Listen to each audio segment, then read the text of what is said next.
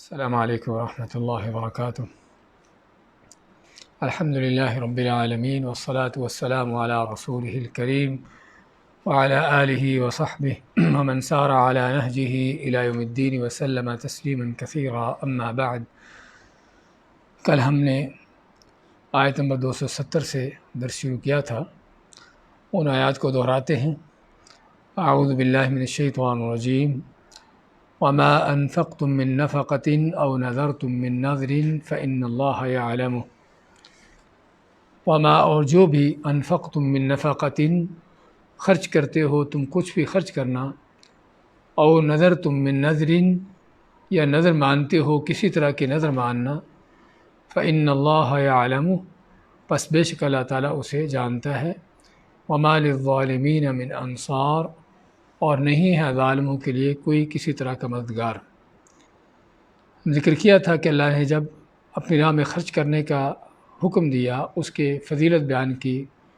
اس کے آداب کا ذکر کیا، اور ان چیزوں کا بیان کیا کہ جو ان اللہ کی راہ میں خرچ کیے ہوئے چیزوں کو جو ہے اخراجات کو ضائع اور برباد کر سکتے ہیں۔ اس کے بعد مزید تنبیہ کی اس بات پر کہ جو بھی تم خرچ کرتے ہو، تھوڑا ہو یا زیادہ ہو، اللہ اس کو جانتا ہے۔ وہ کسی بھی طور طریقے سے ہو، کسی بھی جگہ پر خرچ کر رہے ہو، تو اللہ تعالیٰ اس کو جانتا ہے۔ اور اسی طرح بشارت، خوشخبری بھی دی ان لوگوں کو کہ جو اللہ کی راہ میں اس کے لیے خالص مخلص ہو کر خرچ کرتے ہیں، تو اللہ تعالیٰ جانتا ہے کہ اللہ تعالیٰ کے وہ علم میں ہے، اللہ کے ہاں وہ محفوظ ہے، اور اس کا اجر مل کے رہے گا۔ اس طرح فرمایا کہ جو بھی تم نظر مانتے ہو، کس طرح کی نظر ماننا، منت ماننا، اچھی ہو یا بری ہو، یا وہ نظر جو ہے مطلق ہو، عام ہو، کہ بغیر کسی شرط کے اللہ کی قرب حاصل کرنے کے لیے، اللہ کے رضا کے لیے مانی گئی ہو، یا کہ اللہ کے ساتھ شرطیں لگاتے ہوئے جو عام طور پر لوگوں کا نظر ماننے کا انداز ہوتا ہے، تو اللہ ماتا ہے، اللہ اس کو بھی جانتا ہے کہ وہ نظر کیسی ہے، اللہ کی خاطر ہے، کسی اور کے لیے ہے، اور حلال کی ہے یا حرام کی ہے، جائز ہے یا ناجائز ہے، اور نظر ماننے کے بعد بھی اس کو پورا کیا یا نہیں کیا، اور اگر پورا نہیں کیا تو کیا اس کا کفارہ دیا نہیں دیا۔ تو کہنے کا مقصد یہ ساری چیزیں اللہ تعالیٰ اس کو جانتا ہے۔ وما للظالمین من انصار، اور نہیں ہے ظالموں کے لیے کوئی بھی کس طرح کا کوئی مددگار۔ ہم نے بتایا تھا کہ اس جملے کے اندر تنبیہ ہے اللہ کی راہ میں، یا جو خرچ کرتے ہیں بری نیتوں سے، برے ارادوں سے، ریاکاری دکھلاوے کرتے ہوئے، خرچ کرنے کے بعد جو اذیتیں دیتے ہیں اور احسان جتلاتے ہیں، ایسے لوگوں کے جرائم، اور یہ مجرم لوگ ہیں، ظالم لوگ ہیں، جن کے لیے کوئی حامی و ناصر دنیا آخرت میں نہیں ہے۔ اور اس طرح جو نظریں منتے مانتے ہوئے بھی غلط انداز اختیار کرتے ہیں، مشرکانہ نظریں مانتے ہیں اللہ کے سوا اوروں کے لیے، یا حرام کی نظریں، اس طرح کی چیزیں، یا نظر مان کے اس کو پورا نہ کیا، کفارہ ادا نہ کیا، تو اللہ تعالیٰ سبھی ان کو جانتا ہے، اور جو اس طرح کے کام کرنے والے ظالم ہیں جن کا کوئی حامی و ناصر نہیں۔ ان تبدوا الصدقات فنعما ہی، اگر تم ظاہر کرتے ہو صدقہ خیرات کو، فنعما ہی، تو پس کیا ہی وہ اچھا اور بہتر ہے۔ وان تخفوها، اور اگر تم ان کو چھپاتے ہو، وتؤتوها الفقراء، اور دیتے ہو فقیروں کو، فهو خیر لکم، تو یہ تمہارے لیے بہتر ہے۔ ویکفر عنکم من سیئاتکم، اور اللہ معاف کر دے گا تم سے تمہارے گناہوں کو۔ واللہ بما تعملون خبیر، اور اللہ تعالیٰ جو تم کرتے ہو اسے پوری طرح باخبر ہے۔ اس آیت میں مزید بھی ہم نے بتایا تھا کہ اللہ کی راہ میں خرچ کرنے کا ایک اور انداز بیان ہوا ہے، اور وہ کیا ہے کہ خرچ کرتے ہوئے کبھی اس کا اظہار کرنا، اس کو اعلانیہ کرنا، اور کبھی اس کو خفیہ طور پر کرنا۔ یہ دونوں ہی انداز ہیں کہ جو مختلف طرح کے حالات اس کا تقاضا کرتے ہیں۔ کبھی تقاضا ہوتا ہے کہ آدمی اعلانیہ طور پر، کھلے طور پر اور ظاہر طور پر خرچ کرے، حتیٰ کہ لوگوں کو پتہ چلے، تاکہ ان کو بھی ترغیب ہو، اور مزید یہ بھی کہ آدمی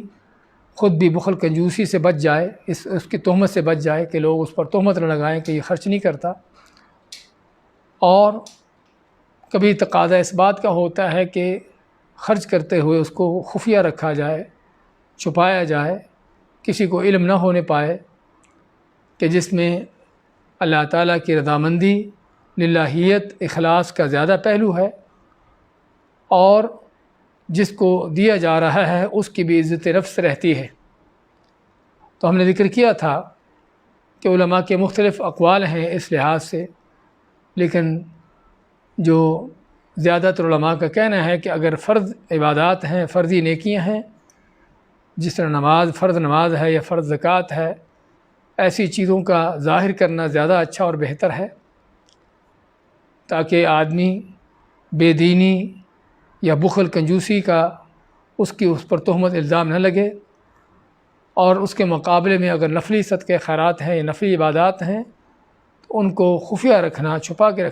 کے کرنا زیادہ بہتر ہے، تاکہ اس میں اللہ کے لیے زیادہ اخلاص اور یعنی کہ زیادہ للہیت پیدا ہو۔ اور اسی طرح سے اگر کوئی رفاہ عامہ کا کام ہے، ایسی جگہ پر خرچ کرنے کی ضرورت ہے کہ جو سبھی مسلمانوں کا مشترکہ چیز ہے، جس طرح کہ جہاد کی راہوں پر ہے، کسی مسجد مدرسے پر ہے، کوئی اس طرح کے جو عام ایک مسلمانوں کے سبھی کے متعلقہ کام ہے، ایسی جگہوں پر صدقے کو ظاہر کرنا تاکہ دوسروں کو بھی ترغیب ہو، یہ زیادہ بہتر ہے۔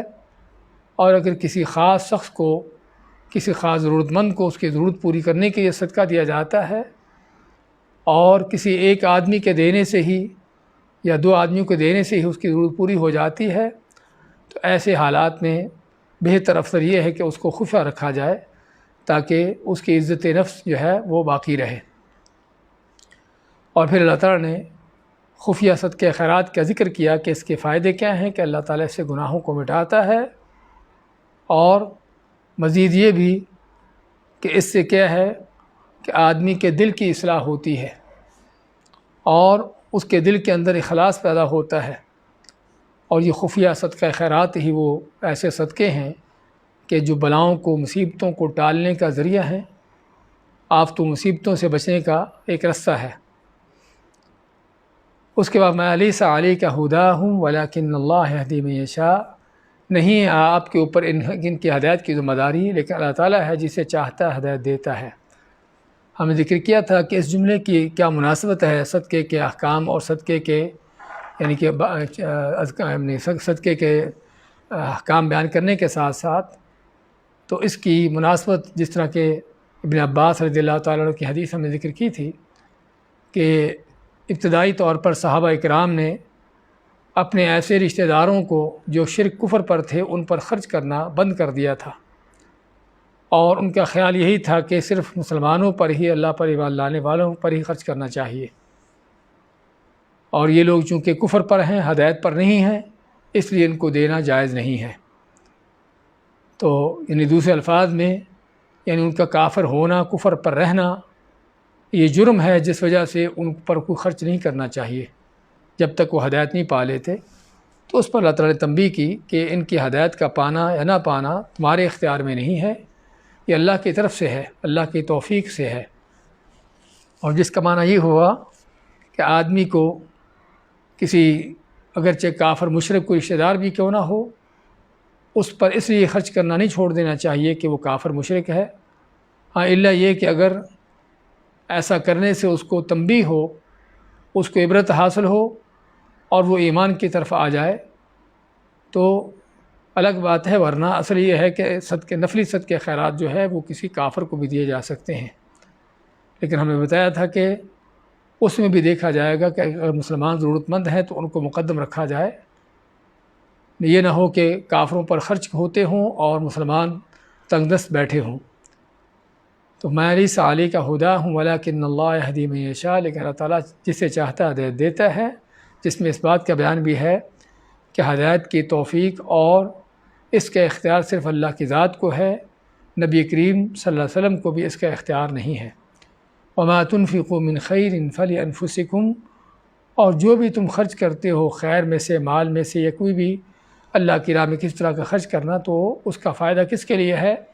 فَلِأَنفُسِكُمْ تمہارے اپنے آپ کے لیے ہے، وَمَا تُنْفِقُونَ إِلَّا ابْتِغَاءَ وَجْهِ اللَّهِ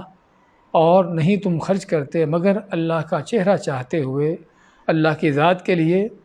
یعنی تمہارا خرچ کرنا صرف اللہ کی ذات کے لیے ہونا چاہیے۔ وَمَا تُنْفِقُوا مِنْ خَيْرٍ يُوَفَّ إِلَيْكُمْ اور جو بھی تم خرچ کرتے ہو اس کا پورا بدلہ تم کو مل جائے گا، تم کو لوٹا دیا جائے گا۔ وَأَنْتُمْ لَا تُظْلَمُونَ اور تم پر کس طرح کا ظلم نہ کیا جائے گا، جس میں مزید بھی صدقے خیرات کے آداب،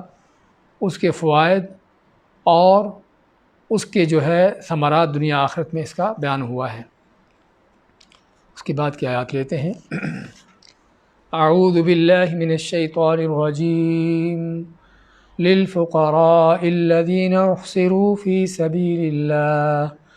لا يستطيعون ضربا في الأرض يحسبهم الجاهل أغنياء من التعفف تعرفهم بسيماهم لا يسألون الناس إلحافا وما تنفقوا من خير فإن الله به عليم الذين ينفقون أموالهم بالليل والنهار سرا وعلانية فلهم أجرهم عند ربهم ولا خوف عليهم ولا هم يحزنون للفقراء الذين احصروا في سبيل اللہ لی کے معنی لیے، فقراء جمع فقیر کی، ان فقیروں کے لیے، الذین جو احصروا روک دیے گئے، فی سبیل اللہ اللہ کی راہ میں، لا یستطیعون ضربا فی الارض لا یستطیعون نہیں وہ طاقت رکھتے، ضربا فی الارض زمین میں چلنے کی یعنی کمانے کی، یحسبهم الجاہل اغنیاء یحسبهم گمان کرتا ہے ان کو، الجاہل کہ جو ناواقف آدمی ہے، انجانا آدمی ہے، ان کو کیا سمجھتا ہے؟ ان کو سمجھتا ہے اغنیاء کہ وہ مالدار ہیں، من التعفف ان کے سوال نہ کرنے کی وجہ سے، تعفف کے معنی کس چیز سے رک جانا، بچ جانا، تعرفهم بسیماہم تعرفهم تم پہچان لوگے ان کو، بسیماہم ان کے چہروں کی علامتوں سے، لا يسألون الناس الحافا لا نہیں یسألون الناس مانگتے لوگوں سے، الحافا لپٹ کر یا اصرار کر کے، وما تنفقوا من خیر اور جو بھی تم خرچ کرتے ہو مال میں سے، خیر و بلائی میں سے، فإن اللہ بہ علیم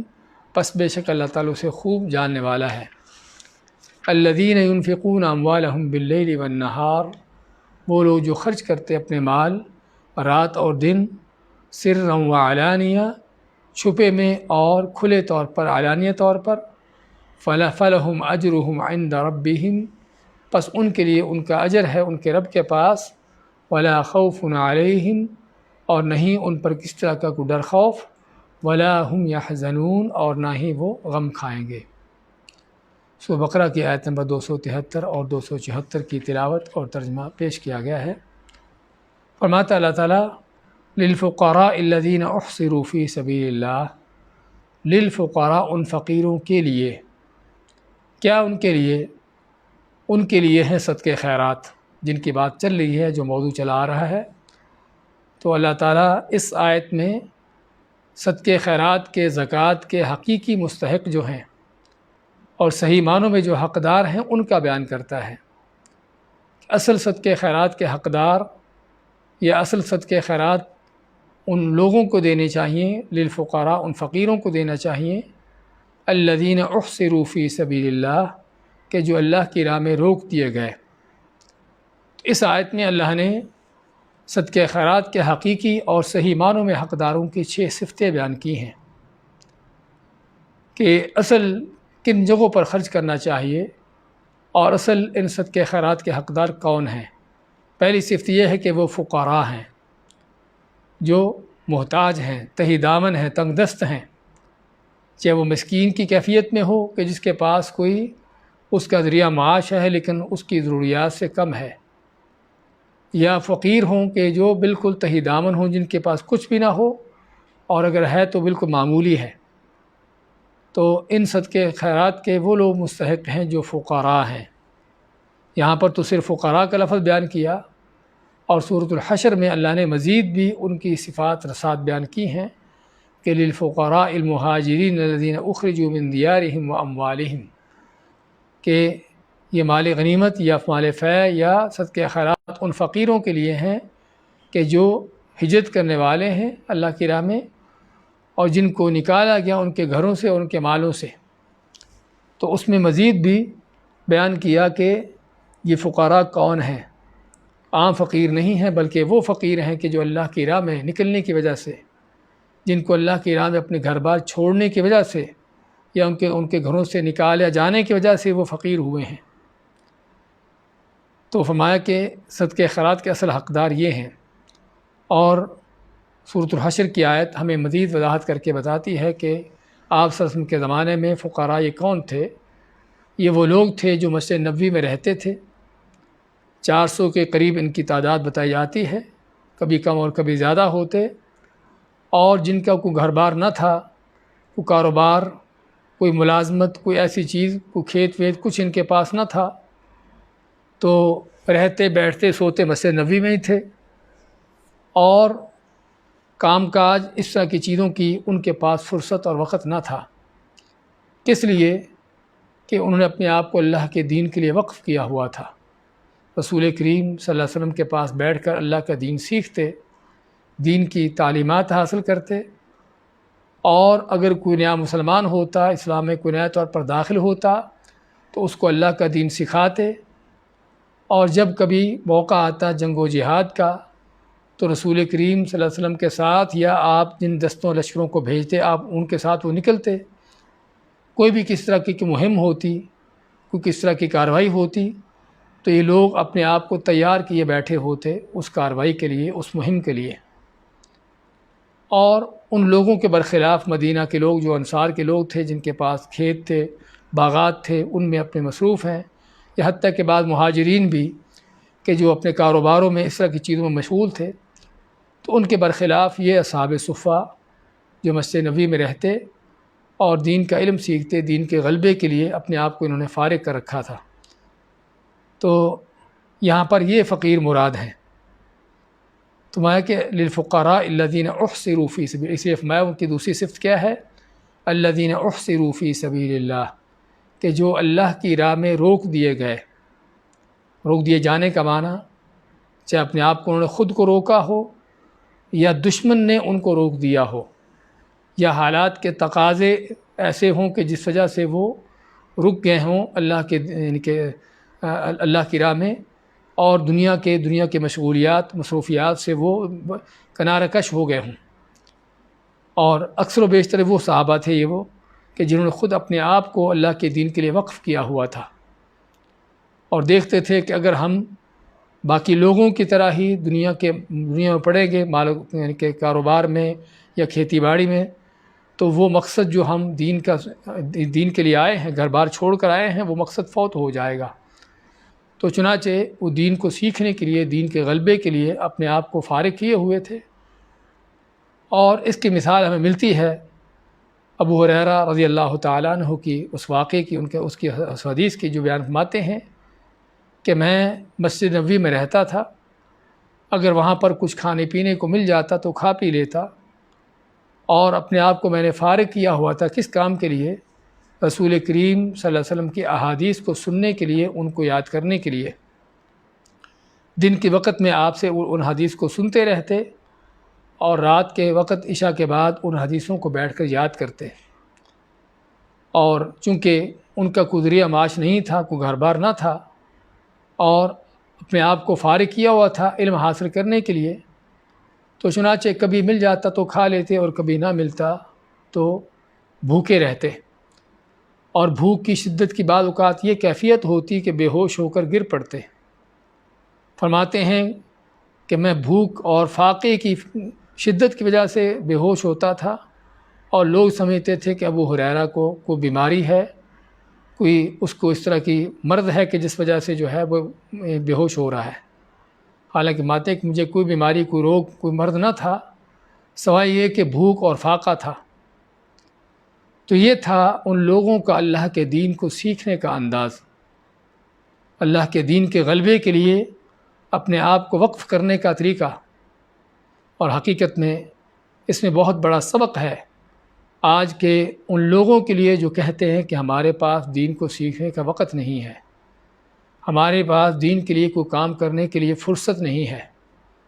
ہاں، فرصت کیوں نہیں ہے کہ اپنا سارا وقت دنیا کے لیے لگا رکھا ہے۔ وہ مقصد جس کے لیے دنیا میں آئے تھے، اللہ کی عبادت، اللہ کے دین کا غلبہ، اللہ کے دین کی دعوت، ہاں اس کو بھلا کر، اس کو چھوڑ کر، اس کو پس پش ڈال کر سمجھتے ہیں کہ دنیا کو حاصل کرنا، کمانا ہی اصل کام ہے۔ تو چنانچہ ان کا سارا وقت جب دنیا کے لیے جاتا ہے،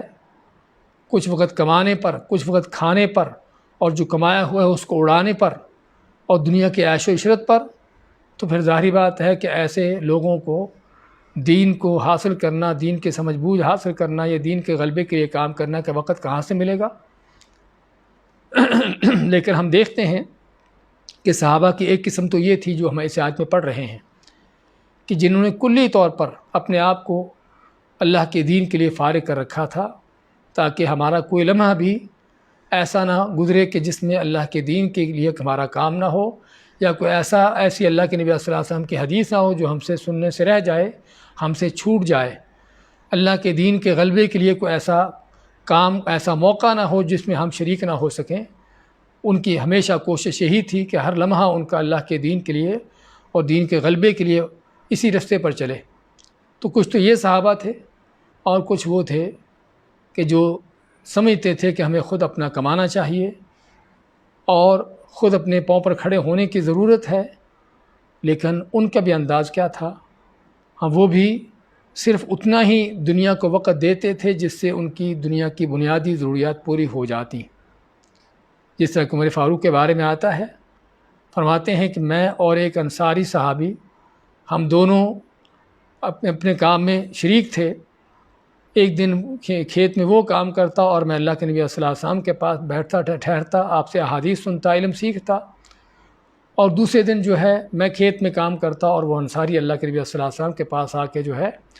آپ کی حدیثیں اور آپ سے علم سیکھتا۔ اور پھر شام کو دونوں ایک دوسرے کو جو حدیثیں سنی ہوتی، علم سیکھا ہوتا، ایک دوسرے کو سناتے اور بتاتے۔ اس انداز سے بعض صحابہ اپنی دنیا کی ضروریات بھی پوری کرنے کے لیے انہوں نے انتظامات کر رکھے تھے، اور ساتھ ساتھ یہ بھی کوشش تھی کہ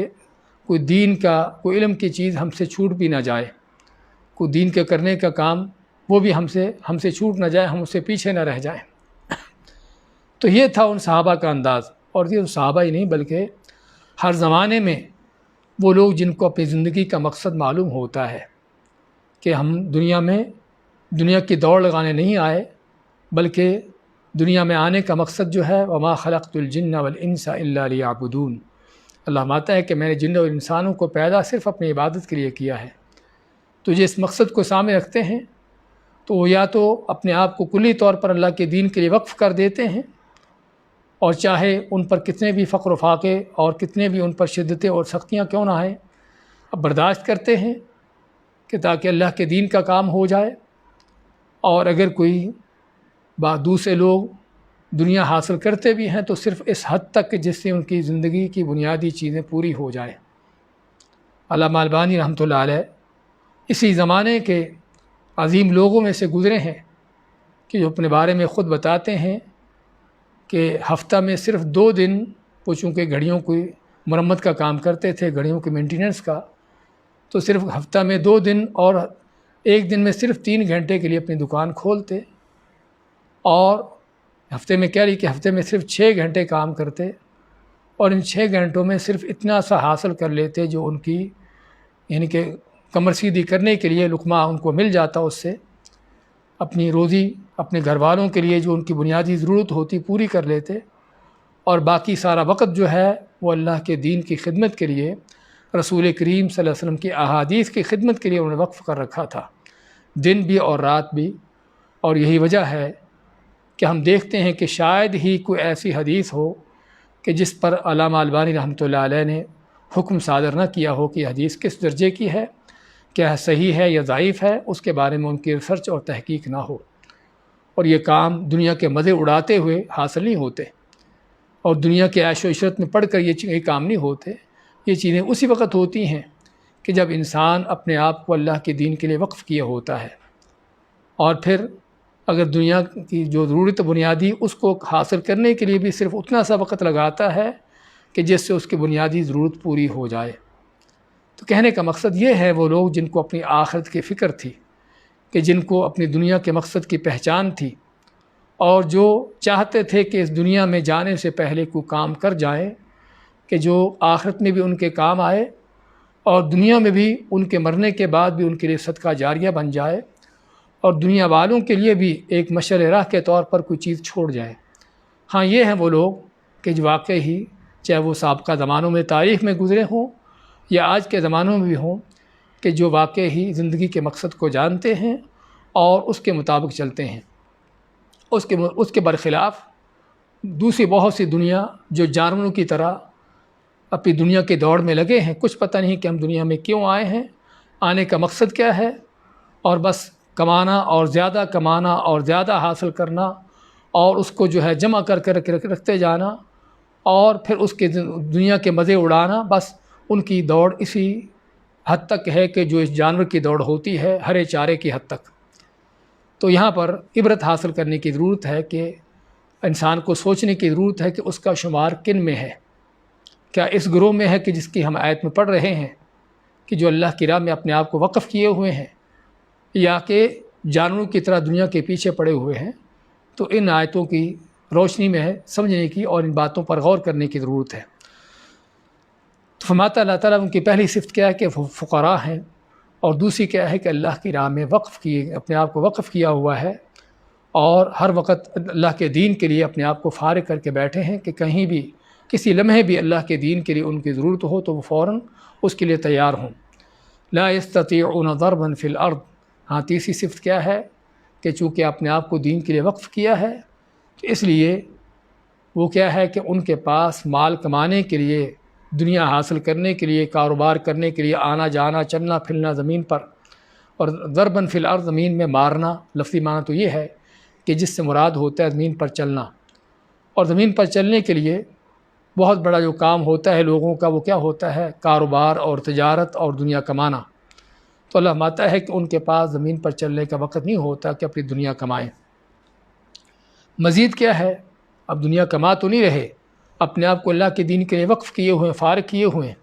لیکن کیا لوگوں سے مانگ کر اپنی زندگی گزارتے ہیں، یا فقیر غریب بن کر لوگوں کے سامنے پیش ہوتے ہیں؟ فرماتا اللہ تعالیٰ چوتھی صفت ان کی یہ ہے، یحسبہم الجاہل اغنیاء من التعفف۔ یحسبہم سمجھتا ہے، گمان کرتا ہے ان کو، الجاہل جو ناواقف آدمی ہے اور ان کو نہ سمجھنے والا آدمی ہے، ان کو کیا سمجھتا ہے؟ اغنیاء کہ وہ مالدار ہیں۔ کس وجہ سے؟ من التعفف، تعفف کی وجہ سے۔ تعفف کیا ہوتا ہے؟ تعفف کے معنی کس چیز سے رک جانا، سوال نہ کرنا، ہاتھ نہ پھیلانا۔ تو ان لوگوں کے، یعنی ان لوگوں کی جن کی بیان ہو رہا ہے، ان کا لوگوں کے سامنے ہاتھ نہ پھیلانا، اپنی ضرورت حاجت لوگوں سے نہ مانگنا، اور بلکہ اپنے آپ کو ایسے ظاہر کرنا کہ جیسے وہ محتاج نہ ہوں، جیسے وہ فقیر غریب نہ ہوں، یعنی جس کو ہم سفید پوشی کا نام دیتے ہیں، کہ اپنی سفید پوشی کی وجہ سے، اور سفید پوشی کا لفظ استعمال کیا جاتا ہے کہ اگر آدمی ظاہری اپنے رہن سہن میں ایسا ہو کہ جس میں وہ ایسے معلوم ہو کہ وہ آدمی یعنی کہ مالدار آدمی ہے، محتاج نہیں ہے، غریب فقیر نہیں ہے، نہ تو سوال کرتا ہے لوگوں سے، اور نہ ہی اپنی ظاہری شکل و صورت سے اور ظاہری معاملات سے ایسے لوگوں کے سامنے آتا ہے کہ جیسے بڑا کوئی غریب محتاج ہو۔ کیونکہ یہاں پر دو چیزیں ہیں، بات تو وہ ہے کہ جن کو مانگنے کی لت پڑی ہوتی ہے، اور ہر چھوٹی بڑی معاملے میں، ہر چھوٹی بڑی ضرورت میں لوگوں سے مانگنا، ہاتھ پھیلانا، جس طرح کہ بھکاریوں کا حال ہوتا ہے۔ کچھ بھکاری جو پیشہ ور ہوتے ہیں، پروفیشنل ہوتے ہیں، اور کچھ وہ بھکاری کہ جو پیشہ ور تو نہیں ہوتے لیکن ان کا بھی کام پیشہ ور بھکاریوں سے کم نہیں ہوتا، کہ ہر وقت ہر موقع پر جہاں بھی معمولی ضرورت پڑ جائے لوگوں سے مانگنا، تو یہ بھی کوئی شک نہیں کہ بھکاری ہیں۔ تو کچھ تو یہ لوگ ہوتے ہیں جو جو ہے لوگوں کے اوپر انحصار کرتے ہیں اللہ کو چھوڑ کر، اور کوئی شک نہیں کہ یہ بہت مذمت کی چیز ہے جس کا آگے ہم بیان کریں گے۔ اور اس کے مد مقابل یا اس کے ساتھ ساتھ کچھ اور دوسرے ہوتے ہیں کہ جو اسی طرح کے بکاری ہوتے ہیں، لیکن زبان سے مانگ کر نہیں، ہاتھ پھیلا کر نہیں، لیکن اپنے آپ کو لوگوں کے سامنے بڑے غریب مسکین بنا کر پیش کرنا کہ بڑے محتاج ہیں، بڑے غریب فقیر ہیں، مانگتے تو نہیں ہیں، ہاتھ تو نہیں پھیلاتے، لیکن باتیں اور ان کے انداز اس سے یہی پتہ چلتا ہے کہ بڑے ضرورت مند ہیں۔ تو دیکھنے والوں کو ان کے اوپر رحم آتا ہے، ترس آتا ہے، واقعی بڑے ضرورت مند ہے، پھر ان کی ضرورتیں پوری کرتے ہیں، اور ایسے لوگوں کو بھی دیکھا گیا ہے۔ تو کوئی شک نہیں کہ دونوں طرح ہی کے لوگ، یہ کون ہیں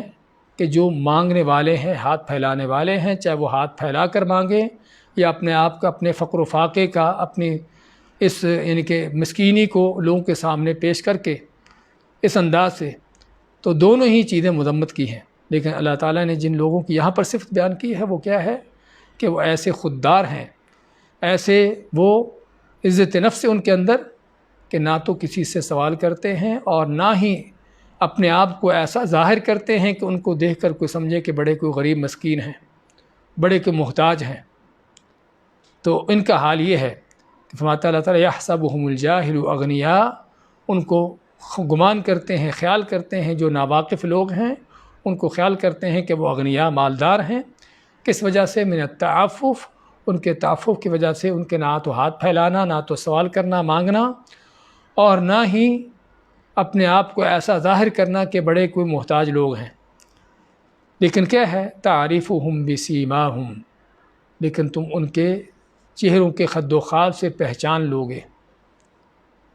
ان کے خد و خال اور ان کے چہروں سے پہچان لوگے۔ اس سے مراد کیا ہے؟ اس سے علماء نے دو مرادیں لی ہیں کہ یا تو فقر و فاقہ اور حاجت، ضرورت ان کے چہروں سے ٹپک رہی ہوگی۔ ایک آدمی، ظاہری بات ہے کہ اس کو کھانے کو کچھ نہیں ملتا، پہننے کو اس کے پاس کپڑے تو ہیں لیکن پھٹے پرانے ہیں، تو اسی سے دیکھنے والے کو پتہ چلے گا کہ آدمی واقعی محتاج ہے۔ اکثر علماء نے اس کا یہ معنی کیا ہے، لیکن بعض دوسرے علماء کا کہنا ہے تعریفہم بسیماہم سے مراد یہ نہیں ہے۔ تعریفہم بسیماہم سے مراد جو ہے ان کے چہروں پر ایمان کی رونق اور ان کے چہروں پر ہدایت اور نیکی اور اس چیز کی رونق، ہاں یہ ہے جو تم ان سے پہچانو گے، کہ جس طرح اللہ تعالیٰ سورۃ فتح میں فرماتا ہے سیماہم فی وجوہہم من اثر السجود، اللہ نے صحابہ کا ذکر کیا اور فرمایا کہ ان کے چہروں پر ان کے علامتیں موجود ہیں، کس چیز کی؟ سجدوں کی وجہ سے، سجدوں کے جو آثار ہیں۔ تو بعض علماء نے یہ معنی کیا اس کا کہ ان کے چہرے کا روح نور اور ان کے ایمان کی رونق ان کے چہروں پر جو ٹپکتی ہے، پتہ چلتا ہے کہ واقعی یہ لوگ جو ہیں ایمان والے لوگ ہیں، اور ان کا ہاتھ نہ پھیلانا، لوگوں سے نہ مانگنا اور اپنے آپ کو مسکین فقیر بنا کر ظاہر نہ کرنا بھی اس بات کی دلیل ہے کہ واقعی یہی لوگ ہیں اصل جو خوددار لوگ ہیں۔ لا یسألون الناس الحافا، نہیں وہ لوگوں سے مانگتے الحافا۔ الحافہ کا لفظ کس سے ہے؟ لفظ لحاف سے ہے۔ لحاف تو ہم جانتے ہیں کہ جو سردی کی وجہ سے اوپر اڑا جاتا ہے، تو اسی سے الحاف کا لفظ ہے کہ کسی سے لپٹ کر، چمٹ کر، کسی کے پیچھے پڑ کے اس سے مانگنا، جس طرح کہ عام طور پر بکاریوں کا، چاہے وہ پروفیشنل اور پیشہ ور بکاری ہوں یا جن دوسرے بکاریوں کا ہم نے ذکر کیا ہے کہ ہر ضرورت کے وقت، ہر حاجت کے وقت پیچھے پڑ جانا کہ مجھے ضرورت ہے، میری ضرورت پوری ہونی چاہیے، تو اللہ ماتا ہے کہ لا یسألون الناس الحافا۔ یہ ان کی اور صفت کیا ہے کہ چھٹی ان کی صفت کہ وہ لوگوں سے نہیں مانگتے، ان کے پیچھے پڑ کر، چمٹ کر اور اصرار کرتے ہوئے۔ تو کیا اس کا معنی یہ ہے کہ پیچھے پڑ کر تو نہیں مانگتے لیکن ویسے مانگ لیتے ہیں؟ حقیقت میں بعض علماء کا کہنا ہے کہ اس میں تعرید ہے، تعرید کے معنی اشارہ کنایہ کیا گیا ہے ایسے لوگوں کے بارے میں کہ جو پیچھے پڑ کر مانگتے ہیں۔ تو ان کا حال یہ ہے کہ نہ تو پیچھے پڑ کر مانگتے ہیں اور ویسے بھی نہیں مانگتے، جس طرح کہ اللہ کے نبی صلی اللہ علیہ وسلم کا فرمان ہے دوسری حدیث میں کہ لیس المؤمن بالطعان ولا اللعان، کہ مومن وہ نہیں ہوتا کہ جو تان بازیاں کرتا پھرے، لانتے ڈالتا پھرے، یعنی لانتے ڈالنا اور تان بازیاں کرنا کس کا کام ہے؟ منافقوں کا، فاجروں، کافروں کا کام ہے، مومن کا کام نہیں ہے۔ ایسے یہاں پر بھی لا یسألون الناس الحافا کے معنی اندر بھی یہی معنی ہے کہ چمٹنا، پیچھے پڑنا اور اصرار کر کے مانگنا یہ بکاریوں کا کام ہوتا ہے، پیشہ ور اس طرح کے لوگوں کا کام ہوتا ہے۔ لیکن یہ وہ لوگ ہیں کہ جو نہ تو پیچھے پڑھ کر مانگتے ہیں اور نہ ویسے ہی کسی کے سامنے ہاتھ پھیلاتے ہیں۔ جس طرح صاحب کا جملوں کے اندر وضاحت ہوئی کہ وہ اپنے آپ کو ایسا ظاہر کرتے ہیں کہ دیکھنے والے کو پتہ ہی نہ چلے کہ یہ واقعی محتاج ہے۔ اور اصل جو ہے وہ خودداری یہ ہے، اصل انسان کی عزت نفس یہ ہے کہ نہ تو مانگے، نہ ہاتھ پھیلائے، اور اپنے آپ کو ظاہر بھی ایسا کرے کہ جیسے کہ یہ محتاج اور مسکین نہ ہو۔ تو یہ ہیں اصل جو صدقہ خیرات کے حقدار ہیں، کہ پہلی بات تو یہ ہے کہ فقیر ہیں، محتاج ہیں، واقعی صدقہ خیرات کے حقدار ہونے کے، یعنی کہ حقدار ہیں اس لحاظ سے کہ فقیر ہیں۔ دوسرا اس لحاظ سے کہ وہ عظیم لوگ ہیں کہ جنہوں نے اپنے آپ کو اللہ کے دین کے لیے وقف کیا ہوا ہے، چاہے وہ طالب علم ہوں یا وہ علماء ہوں جو اللہ کا دین لوگوں کو سکھاتے پڑھاتے اس کی دعوت دیتے ہیں، وہ داعی ہوں یا مجاہدین ہوں کہ جو اللہ کی راہ میں نکلتے ہیں بغیر کسی معاوضے کے، بغیر کسی تنخواہوں کے، بغیر کسی اس طرح کے اغراض و مقاصد کے، صرف اللہ کے دین کے غلبے کے لیے، یا کسی بھی اور اس طرح کا کام کہ جس میں اللہ کے دین کا کام ہو، دین کا غلبہ ہو، اس کے لیے اپنے آپ کو فارغ کرنا۔ تو یہ اپنے آپ کو اس انداز سے فارغ کیے ہوئے ہیں، اور اس وجہ سے پھر کیا ہے کہ ان کے پاس فرصت وقت نہیں ہے کہ وہ اپنی روزی کمانے کے لیے زمین پر چلے پھریں، اور پھر اس کے ساتھ ساتھ مزید یہ بھی ہے کہ اپنی عزت نفس کو بچانے کے لیے وہ اپنے آپ کو مسکین فقیر بنا کر ظاہر نہیں کرتے، بلکہ خودداری کا یہ حال ہے کہ ان کی سفید پوشی ہے، اور دیکھنے والوں کو جو ہے، اور ان کو دیکھنے والوں کو یہی پتہ چلتا ہے کہ یہ لوگ محتاج نہیں ہیں۔ اور مزید یہ بھی کہ ان کے اوپر ایمان اور تقوی نیکی کی رونق ان کے چہروں پر نظر آتی ہے، اور لوگوں سے کسی طرح سے بھی مانگنا، سوال کرنا ان کی صفت نہیں ہے۔ اس کے بعد اللہ تعالیٰ ما تنفقوا من خیر فإن اللہ بہ علیم، اور جو بھی تم خرچ کرتے ہو خیر میں سے، مال میں سے، چاہے وہ مال ہو یا کوئی بھی اللہ تعالیٰ کی دی ہوئی نعمت ہے، فإن اللہ بہ علیم، پس بے شک اللہ تعالیٰ اسے خوب جانتا ہے۔ اس آیت میں جس طرح سے ان عظیم لوگوں کی صفات کا بیان ہوا ہے کہ جو اللہ کے ہاں سب سے عظیم لوگ ہیں،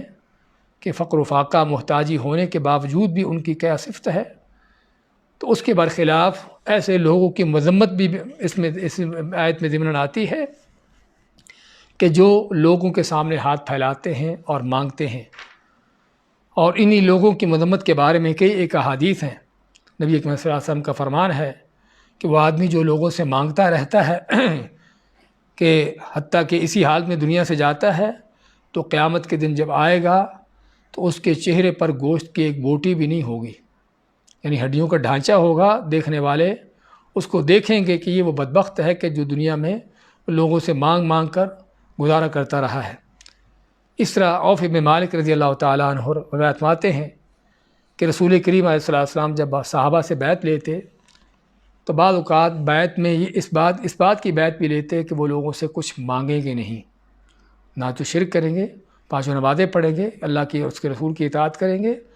اور یہ بات بھی کہ لوگوں سے سوال نہیں کریں گے، کچھ مانگیں گے نہیں۔ تو اس بیعت کی بنیاد پر جو صحابہ نے آپ سے کی ہوتی، عوف بن مالک فرماتے ہیں تو اور کیا مانگنا، بلکہ ان میں سے اگر کسی صحابی کی اگر سواری پر بیٹھا ہوتا، اس کی چھڑی گر جاتی تو اپنی چھڑی کو خود اتر کے اٹھاتا، کسی کو یہ نہ کہتا کہ اس کو چھڑی پکڑوا دے، یعنی اتنا سا کام بھی وہ کسی سے اتنا سا سوال بھی نہ کرتا۔ اور یہ ہے حقیقت میں عظیم وہ لوگ کہ جو یعنی عظمتوں کو پا گئے۔ اور اسی طرح آپ صلی اللہ علیہ وسلم کا فرمان ہے اسی ضمن میں کہ جو آدمی اپنے آپ کو سوال سے روکتا ہے، اللہ تعالیٰ اس کو سوال کی ضرورت نہیں رکھتا۔ اور جو وَمَن يَسْتَعْفِفْ يُعِفُّهُ اللَّهُ، اور جو عفت سے کام لیتا ہے، کسی سے مانگتا نہیں ہے، اللہ پر توکل کرتے ہوئے اللہ پر ہی یقین کرتا ہے، کسی کے سامنے ہاتھ نہیں پھیلاتا، تو اللہ تعالیٰ پھر اس کو عفت عطا کر دیتا ہے۔ یعنی وہ اگر نہیں مانگتا تو واقعی اللہ تعالیٰ اس کی ضروریات خود پوری کر دیتا ہے. اور اس کے مد مقابل جب آدمی اپنے اوپر سوال کا دروازہ کھولتا ہے تو آپ کیا فرماتے ہیں؟ اللہ تعالیٰ اس کے اوپر فقر و فاقے کے دروازے کھول دیتا ہے کہ جس قدر آدمی لوگوں سے مانگنا شروع کرتا ہے اسی قدر اللہ تعالیٰ اس کے اوپر فقر و فاقے کے اور دروازے کھولتے چلا جاتا ہے. وہ مانگتا چلا جاتا ہے اور دروازے فقر و فاقے کے کھلتے چلے جاتے ہیں. اور یعنی کہ جب کہ دوسرا آدمی جب مانگنے سے بچتا ہے اور صرف اللہ ہی پر یقین و ایمان کرتا ہے تو اللہ تعالیٰ اس کی حاجتیں پھر خود ہی پوری کر دیتا ہے. اور صحیح مسلم کی ایک اور حدیث میں آپ فرماتے ہیں کہ 3 طرح کے وہ لوگ ہیں کہ جن کو کچھ مانگنے کا سوال کرنے کا حق ہے. ایک وہ شخص کہ جس نے کوئی ضمان یا کوئی اس طرح کی چیز اٹھائی ہو، یعنی ضمانت لی ہو، کوئی تاوان اٹھایا ہو، اس کی ادائیگی اپنے ذمے لی ہو، تو آپ مانتے ہیں کہ اس آدمی کو حق ہے سوال کرنے کا، صدقہ خیرات لینے کا، جب تک وہ اپنی جو ذمہ داری ضمانت لی ہے اس کو پورا نہ کر دے. اور دوسرا وہ شخص کہ جو واقعی بہت فقر و فاقے کی کیفیت میں مبتلا ہو گیا ہو، حتیٰ کہ اس کی قوم کے 3 آدمی گواہی دے کہ واقعی فلاں آدمی جو ہے بہت فقر و فاقے میں مبتلا ہو چکا ہے، تو اس کو بھی اجازت ہے کہ وہ مانگ سکتا ہے. اور تیسرا آدمی جس کے مال پر کوئی آفت، کوئی ایسا ناگہانی کوئی آسمانی آفت پڑے کہ اس کے مال کو، سامان کو، اس کے کاروبار یا فصلوں کو تباہ کر دے، تو اس کو بھی سوال کرنے کی اجازت ہے کہ جہاں تک اس کی ضرورت پوری ہو جائے. آپ مانتے ہیں کہ اے قبیصہ، ان کے سوا، ان 3 آدمیوں کے سوا جو بھی سوال کرتا ہے اور جو بھی لوگوں سے مانگتا ہے وہ حرام کھاتا ہے، حرام کا سوال کرتا ہے. تو ضرورت ہے اس موضوع کو جاننے کی، سمجھنے کی، کیونکہ اگرچہ ہر زمانے میں یہ چیز پائی گئی ہے لیکن خصوصاً آج کے دور میں دیکھا جاتا ہے کہ آدمی کے پاس اللہ تعالیٰ کی طرح طرح کی نعمتیں ہوتی ہیں اور اس کی زندگی بسر کرنے کی جو بنیادی ضروریات اس کو مہیا ہوتی ہیں، اور پھر بھی زکوٰۃیں ڈھونڈنے کے لیے اور صدقہ خیرات ڈھونڈنے کے لیے نکل پڑتا ہے. تو کوئی شک نہیں کہ ایسا کرنے والا سب سے پہلے اپنی دنیا کو برباد کر رہا ہے، ذلیل بھی ہو رہا ہے، اور اس کے ساتھ ساتھ اپنے اوپر فقر و فاقے کے دروازے بھی کھول رہا ہے. اور جو آیت ہم نے پڑھی ہے، اسی آیت کی تفسیر میں رسول کریم علیہ الصلوۃ والسلام فرماتے ہیں کہ مسکین وہ نہیں ہے کہ جو لوگوں کے در در پر ٹھوکریں کھاتا ہوا ایک ایک کھجور، ایک ایک لقمے کی خاطر ذلیل ہوتا پھرتا ہے، بلکہ مسکین وہ ہے کہ جس کے پاس نہ تو اتنا مال ہے کہ وہ اپنی ضرورت پوری کر سکے، اور نہ ہی وہ لوگوں کو ایسے نظر آتا ہے کہ جو لوگ اس پر صدقہ کرے، یعنی سفید پوش ہے، خوددار ہے، نہ لوگوں کے سامنے ہاتھ پھیلاتا ہے اور نہ اپنے آپ کو مسکین فقیر بنا کے ظاہر کرتا ہے. آپ مانتے ہیں کہ اصل مسکین یہ ہے کہ جو صدقہ خیرات کا حقدار ہے، جس کا اللہ نے یہاں پر بیان فرمایا ہے. اس کے بعد الذین ينفقون اموالهم باللیل والنہار سرا وعلانیہ، کہ وہ لوگ جو خرچ کرتے ہیں اپنے مال دن اور رات میں خفیہ اور اعلانیہ طور پر. یہاں پر مزید بھی صدقہ خیرات کی، اللہ کی راہ میں خرچ کرنے کے جو آداب ہیں ان کو مکمل کرتے ہوئے مزید ایک اور ادب کا بیان کیا، اور وہ ادب کیا ہے کہ اللہ کی راہ میں خرچ کرنے کے لیے کوئی خاص وقت نہیں ہے، بلکہ خرچ کرتے ہیں اپنے مالوں کو دن اور رات میں. دن اور رات کے معنی کہ کسی وقت بھی، جب بھی ضرورت ہو، جب بھی کوئی حاجت مند ہو، جب بھی اللہ کی راہ میں خرچ کرنے کا کوئی موقع ہو. وہ یہ نہیں دیکھتے بھی یہ تو رمضان کا مہینہ نہیں ہے، ہم تو رمضان میں خرچ کرتے ہیں، جس طرح کہ بہت سے لوگوں کا وہ ایک انداز بن چکا ہے کہ سمجھتے ہیں کہ لوگوں کو فقر و فاقہ، محتاجی صرف رمضان میں آتی ہے، اسی میں خرچ کرنا چاہیے، اور یہ بیوقوفی، حماقت ہے. ہم دیکھتے ہیں خود نبی اکرم صلی اللہ علیہ وسلم کی سیرت بھی اور صحابہ اکرام کی بھی کہ ان کے ہاں کوئی خاص مہینہ نہیں ہوتا تھا اللہ کی راہ میں خرچ کرنے کا، زکوٰۃیں نکالنے کا. ہاں کوئی شک نہیں کہ رمضان میں خرچ کرنے کا زیادہ اجر ہے، لیکن اللہ نے نیک بندوں کی صفت کیا بیان کی ہے کہ جو اپنے مال خرچ کرتے ہیں باللیل والنہار، رات اور دن میں، کسی بھی مہینے میں، کسی بھی وقت میں، کسی بھی رات دن میں، جب بھی ضرورت ہو، جب بھی موقع مہیا ہو، سرا وعلانیہ، اور کبھی چھپکے سے اور کبھی اعلانیہ طور پر، جس طرح ہم صاحب کا آیتوں میں پڑھ آئے ہیں کہ جہاں پر اس کو چھپا کر دینے کی ضرورت ہے اس میں مصلحت ہے، وہاں پر چھپا کر دیا، اور جہاں پر اس کا ظاہر کرنا، اس کا اعلانیہ طور پر دینے میں مصلحت اور ضرورت ہے تاکہ لوگوں کو بھی ترغیب ہو، وہاں اس کو کھلے اور اعلانیہ طور پر دیا. تو اللہ فرماتا ہے کہ ان کے لیے کیا ہے، فَلَهُمْ أَجْرُهُمْ عِنْدَ رَبِّهِمْ، ہاں یہ وہ عظیم لوگ ہیں کہ جن کے لیے ان کا اجر ہے، ان کا ثواب ہے ان کے رب کے پاس۔ ہم پہلے بھی ذکر کرتے آئے ہیں کہ عند ربہم کا لفظ کیا معنی دیتا ہے۔ اس کے اندر دو بڑے معنی ہیں کہ ان کا کی ہوئی نیکی ان کے اللہ کے پاس محفوظ ہے، اس نیکی کا اجر اللہ کے پاس محفوظ ہے، ضائع نہیں ہونے والا۔ اور دوسرا عند ربہم کے اندر معنی جو ملتا ہے کہ اس اجر کا، ثواب کا، اس معاوضے کا جو اللہ کی طرف سے ملنے والا ہے، اس کے بہت بڑا ہونے کی دلیل کہ رب کائنات جب اجر دینے پر آئے گا، ثواب دے گا، کسی کو اس کی نیکی کا صلہ دے گا تو وہ کتنا عظیم اور کتنا بڑا ہوگا۔ ولا خوف علیہم ولا هم يحزنون، اور نہ ان کے اوپر کسی طرح کا کوئی ڈر خوف ہوگا اور نہ وہ غم کھائیں گے۔ عمومی طور پر بھی دنیا کے اندر بھی ان کی دنیا بھی امن و امان کی، اور آخرت میں بھی مرتے ہوئے بھی دنیا سے جاتے ہوئے بھی امن و امان کے ساتھ، قبر سے اٹھتے ہوئے بھی امن و امان کے ساتھ، محشر کے میدان میں بھی ان کے لیے امن ہوگا، حتیٰ کہ اسی امن و امان کے ساتھ جنتوں میں جا پہنچیں گے۔ اور اسی طرح ان کو اللہ کی راہ میں خرچ کرتے ہوئے بھی کوئی ڈر خوف نہیں ہوتا، کوئی خدشے کھٹکے نہیں ہوتے کہ آئندہ کیا ہوگا، کہاں سے ضرورتیں پوری ہوں گی۔ ہاں جو اس طرح کی صفات اختیار کر لیتے ہیں، اللہ تعالیٰ ان کے دلوں کو قناعت عطا کر دیتا ہے، حتیٰ کہ گھر کا سارا مال بھی خرچ کر دیں تب بھی ان کو کوئی کھٹکا ڈر نہیں ہوتا کہ کیا ہوگا۔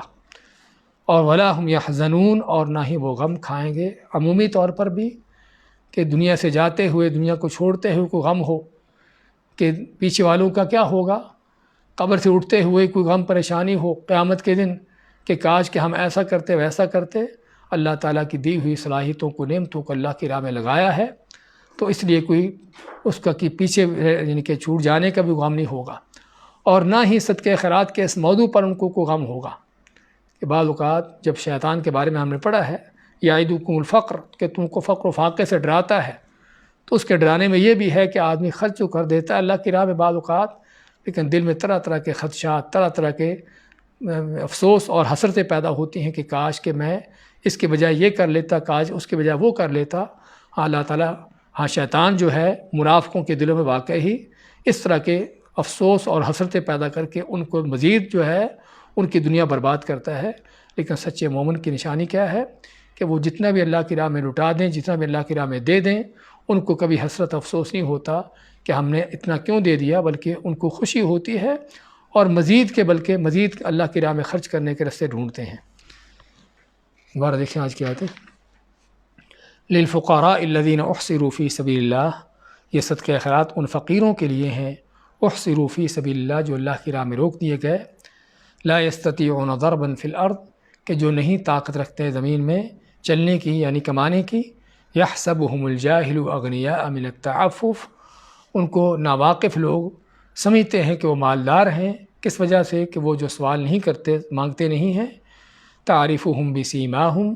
تم ان کو پہچان لوگے ان کی علامتوں سے۔ لا یسألون الناس الحافا، نہیں وہ سوال کرتے مانگتے لوگوں سے چمڑ کر پیچھے پڑ کے۔ وما تنفقوا من خیر، اور جو بھی تم خرچ کرتے ہو خیر میں سے، مال میں سے، اللہ کی نعمتوں میں سے، فإن اللہ بہ علیم، پس بے شک اللہ تعالیٰ اسے خوب جانتا ہے۔ الذین ينفقون اموالهم باللیل والنہار، وہ لوگ جو خرچ کرتے اپنے مال رات اور دن میں، سرا وعلانیہ، چھپے اور ظاہر طور پر، فلہم اجرہم عند ربہم، پس ان کے لیے ان کا اجر ہے ان کے رب کے پاس، ولا خوف علیہم، اور نہیں ان پر کسی طرح کا ڈر، ولا هم یحزنون، اور نہ ہی وہ کس طرح سے غمگین ہوں گے۔ بارک اللہ فیکم۔